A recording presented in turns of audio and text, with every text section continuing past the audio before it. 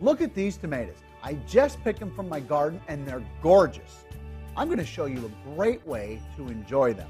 Wash the tomatoes and remove the core with a small knife. Or you could use a tomato shark. Cut the tomatoes in half around the equator.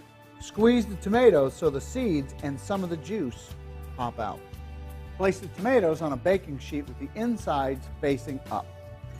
Sprinkle lightly with kosher salt, fresh ground black pepper, chopped garlic, drizzle with olive oil. We're going to roast the tomatoes in a 325-degree oven for 20 to 30 minutes.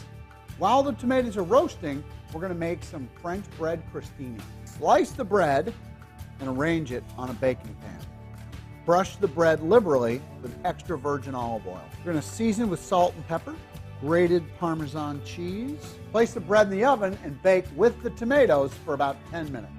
The natural sugars inside the tomatoes will come to the surface, which makes the tomatoes extra flavorful and very sweet. When the tomatoes are done, allow them to cool to room temperature.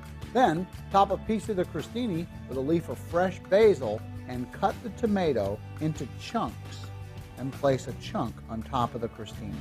Finish with fresh grated parmesan cheese. These roast tomato bruschetta taste like summer and you're gonna love them.